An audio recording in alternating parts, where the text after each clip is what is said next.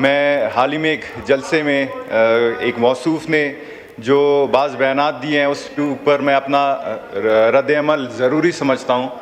ایسے بیانات جس میں ریاست کی ریٹ کو چیلنج کیا جائے، ایسے بیانات جس میں اپنی ایک علیحدہ فورس بنانے کی بات کی جائے، ایسے بیانات جس میں سرحدی نظام کے خلاف اشتعال پھیلانے کی بات کی جائے، ایسے بیانات جن میں قوموں کو، بلوچ اور پٹھانوں کو لڑانے کی سازش کی جائے اور سب سے اوپر عوام کو ریاست اور ریاستی اداروں سے دور کرنے کی بات کی جائے، تو میں سمجھتا ہوں کہ کسی بھی جمہوری، ریاستی یا آئینی معاشرے میں وہ قابل قبول نہیں ہو سکتی.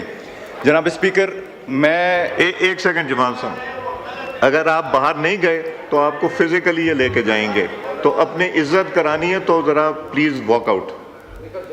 آپ نکل جائیں اگر آپ کی عزت اسی میں ہے. جی جمال صاحب. Thank you. جی جناب اسپیکر، میں آج واضح کرنا چاہتا ہوں کہ پاکستان کوئی وقتی اتحاد نہیں بلکہ ایک آئینی ریاست ہے. ایک ایسی ریاست جو کہ لاکھوں شہداء اور غازیوں، چاہے وہ سیکیورٹی فورسز ہوں یا سول ہوں، ان کے لہو کے بدولت قائم ہوئی. یہ کسی ایک قوم، قبیلے یا علاقے کی ملکیت نہیں، یہ ایک فیڈریشن ہے. ایک ایسی فیڈریشن جہاں تمام اقوام، چاہے بلوچ ہو، براوی ہو، پٹھان ہو، سندھی ہو، سریکی، ہزارہ، پنجابی، جتنے بھی تمام قوم ہو، اس میں برابری کے شریک ہیں.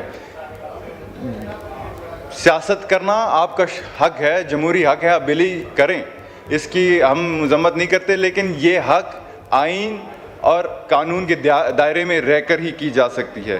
آج اس آگسٹ ہاؤس کو ہم جتنے بھی یہاں پہ فرد بیٹھے ہیں، ہمیں واضح طور پر یہ کہنا ہوگا کہ پاکستان کے خلاف کسی بھی قسم کی علیحدگی پسند سوچ، متبادل فورس بنانے کا تصور یا سرحدی نظام کو کمزور کرنے کی سازش صرف اور صرف سیاسی بیانات نہیں ہو سکتے، بلکہ یہ براہ راست ریاست کی ریٹ کو چیلنج کرنا اور ریاست کے خلاف جاتی ہے.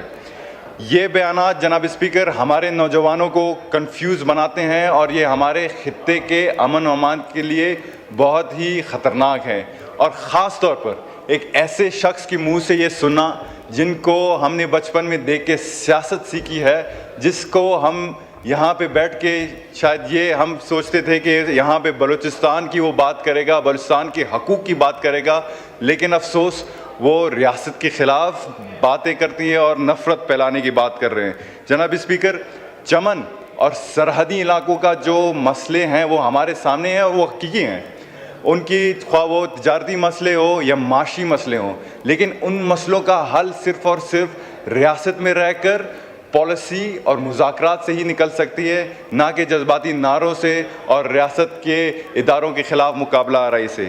جناب اسپیکر، یہ بھی کہا جاتا ہے، انہوں نے موصوف نے کہا کہ ہم سرحدی بات ختم کر دیں گے یا ریاستی فیصلوں کو ہم طاقت کے ذریعے تبدیل کریں گے.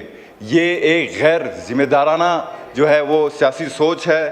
ہماری پاکستان نے ہمیشہ اپنے سرحدوں کو قومی سلامتی، دہشت گردی کے خاتمے کے لیے اور اسمگلنگ کے روک تھام کے لیے منظم کی ہے. اور شاید آپ جدھر بھی جائیں، کسی بھی ملک، کسی بھی دنیا کے کونے میں جائیں، ایک ذمہ دار ریاست یہی کرتی ہے. جناب اسپیکر، یہ بھی کہا موصوف نے کہ بلوچستان بلوچوں کو جو ہے وہ تحفے میں ملی ہے. جناب اسپیکر، ہم تحفے وصول کرنوں میں سے نہیں ہیں، یہ ہم بلوچ، براوی، پٹھان یا ہمارے عوام کی جدوجہد ہے، ہماری قربانیوں کی وجہ سے ہمیں ملی ہے. جناب اسپیکر، بلوچستان کسی شخص، کسی خاندان یا سیاسی گھرانے کی میراث نہیں، یہ سب کا بلوچستان ہے.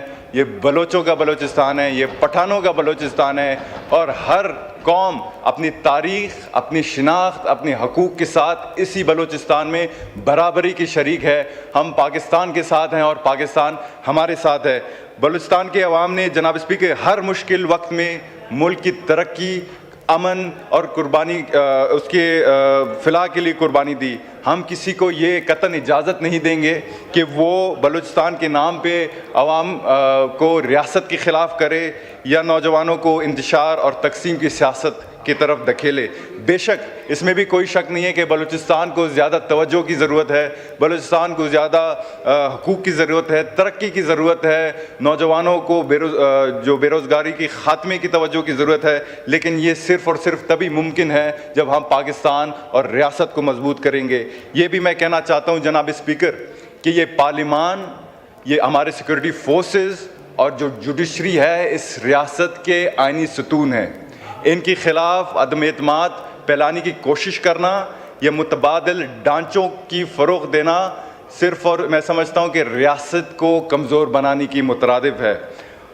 آپ بھلے ہی آپ کے 100 اختلافات ہوں, اختلافات جو ہے وہ جمہوریت کی حسن ہے, لیکن اگر یہ اختلافات آئینی حدود کو تجاوز کرتی ہیں تو وہ نفرت اور انتشار کو جنم دیتی ہیں. جناب اسپیکر, آخر میں یہ کہنا چاہتا ہوں کہ پاکستان کسی نفرت یا تقسیم یا علیحدگی پسند سوچ کا متحمل کبھی نہیں ہو سکتا.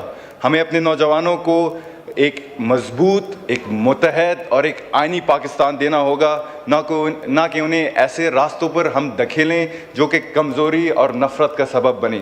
پاکستان کے دشمن ہمیشہ یہ چاہتے ہیں کہ قومیں آپس میں لڑیں, لیکن باشعور قومیں جو ہیں ہوتی ہیں وہ ان جیسے بیانات کو مسترد کرتی ہیں.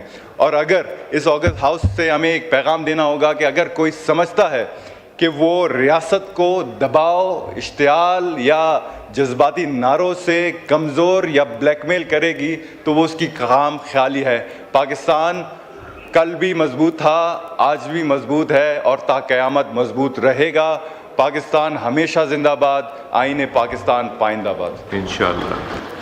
رئیسانی صاحب, جو آپ نے بات کی یہ تو بہت ہی تشویشناک بات ہے کہ جو آپ باتیں بتا رہے ہیں, مجھے نہیں اس کا اتنا علم ہے, مگر یہ تو پاکستان کی ریاست کے خلاف پاکستان کا شہری, کوئی جو محب وطن پاکستانی ہے وہ کبھی ایسی بات نہیں کرے گا جو آپ نے بات کی. تو یہ جس نے بھی کی ہیں, میں تو سوچتا ہوں کہ وہ شاید پاکستانی ہے ہی نہیں.